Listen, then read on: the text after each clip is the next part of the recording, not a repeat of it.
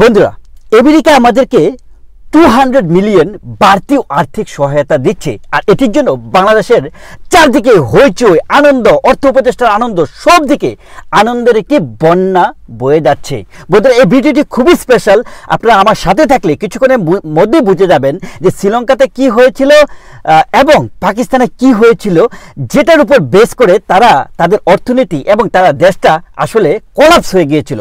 বন্ধুরা, যে বিষয় নিয়ে কথা বলছি, বাংলাদেশের এখন থেকে 2 মাস আগে আমাদের রিজার্ভ ছিল 25.6 বিলিয়ন, আর 2 মাস পর আমাদের বর্তমানে আমাদের রিজার্ভ হচ্ছে 19.5 to 7 বিলিয়নের মতো। মানে উইদিন 2 মান্থস বাংলাদেশ থেকে গায়েব হয়ে গেছে মোর দেন 5 বিলিয়ন। বন্ধুরা, যে বিষয়টা এখানে খুব ইম্পর্টেন্ট সেটা হচ্ছে যে গত কিছুদিনের মধ্যে গার্মেন্টস খাতে এবং বাংলাদেশের যে সকল রপ্তানি পণ্য, সেই রপ্তানি পণ্যের বাতিল হয়ে যাওয়ার জন্য, যে রপ্তানি করতে পারেনি, কারখানাগুলো উৎপাদন করতে পারেনি, সেজন্য বাংলাদেশের রিজার্ভে বা বাংলাদেশের যে অর্থটা সংকট হয়েছে সেটা হচ্ছে close two 3 billion. It was almost like 2.6 to 2.7 billion. আপনারা বুঝতে পারছেন যে এই যে রিসেন্ট টাইমে এই যে আগুনে পুরানো এবং শ্রম খাত থাকে, এবং আপনারা যদি দেখেন গার্মেন্টস সেক্টরটাকে যেভাবে আসলে ডেস্ট্রয় করা হয়েছে এবং এখনও করা হচ্ছে, এ থেকে বাংলাদেশের বিলিয়ন বিলিয়ন ডলার আসলে লস হয়ে যাচ্ছে। এবং আমাদের রিজার্ভ আমাদের রিসেন্ট পাস্টে আমাদের একদম তলানিতে এসে ঠেকেছে, এবং বর্তমানে আমাদের রিজার্ভ হচ্ছে 19.6 to 7 বিলিয়ন। বন্ধুরা, এখানে আমি কেন এত ম্যাথমেটিক্যালি আপনাদেরকে বিষয়টাকে বুঝাচ্ছি, এখানে একটি বিষয় আপনাদেরকে ক্লিয়ার করব, এবং আমি বাংলাদেশের অবস্থান থেকে আপনাদের কাছে ক্লিয়ার করব যে বাংলাদেশের মানুষ এতই বোকা, বাংলাদেশের অর্থ উপদেষ্টা এতই বোকা যে একটা ব্যাংকে গিয়ে যখন আপনি একটা লোন চাইবেন, ফর এন এক্সাম্পল আপনি ডাচ বাংলা ব্যাংকে গেলেন, বা আপনি উত্তরা ব্যাংকে গেলেন, বা ফার্স্ট সিকিউরিটি ইসলামী ব্যাংকে গেলেন, গিয়ে আপনি বললেন যে ভাই আমাকে একটা লোন দাও, ওই লোনের টাকা আমি আপনাদেরকে আস্তে আস্তে পরিশোধ করব।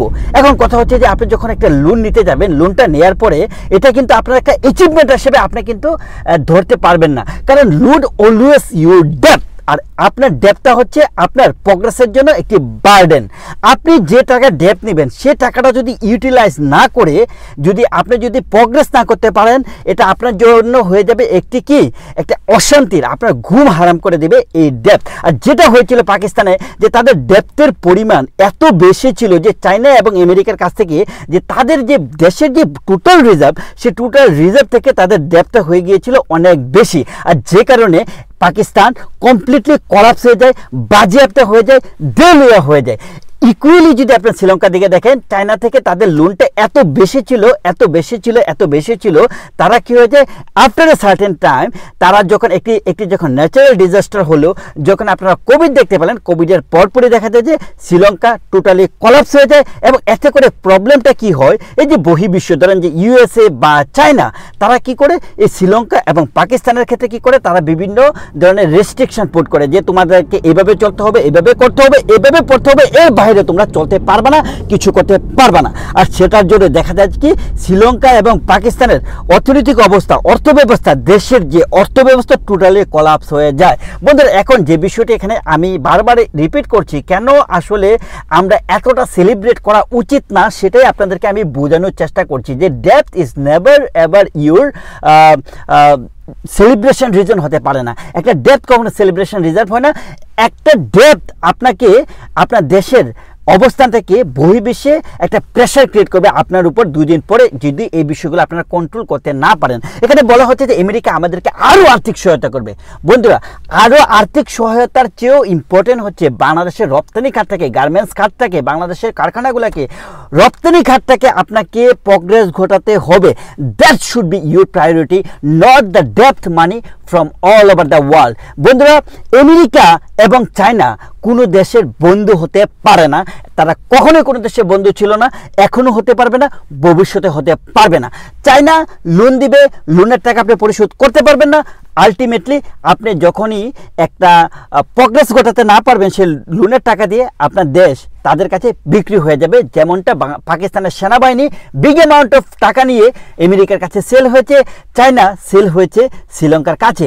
নেক্সট 100 ইয়ার শ্রীলঙ্কা চায়নার উপরে কোনো একটা সিঙ্গেল ওয়ার্ডও বলতে পারবে না। I am repeating, next 100 years Sri Lanka not a single word আপনার পাকিস্তান চায়নাকে কিছু বলতে পারবে না। চায়না যেভাবে বলবে তাদের সেভাবে চলতে হবে। ইকুয়ালি ইন পাকিস্তান, আমেরিকার বাইরে তারা কোনো কথাই বলতে পারবে না। So be careful. Doctor Mohammad ইউনূসকে বলতে চায়, অর্থ উপদেষ্টাকে বলতে চায়, বি কেয়ারফুল যখন আপনি আমেরিকার সাথে ডিল করবেন এবং চায়নার সাথে ডিল করবেন। এবং আমেরিকা অর্থ যোগানের মাধ্যমে হয়তোবা কিছুদিনের মধ্যে আস্তে আস্তে তারা আমাদের সেন্ট মার্টিন এবং বঙ্গোপসাগরকে ক্যাপচার করার ট্রাই করবে। বন্ধুরা, we have to very careful about our Saint Martin এবং বঙ্গোপসাগর। যে বিষয়টি ঘটেছে সেন্ট মার্টিনে যেতে আমাদের এখন কি লাগবে, রেজিস্ট্রেশন করতে হবে।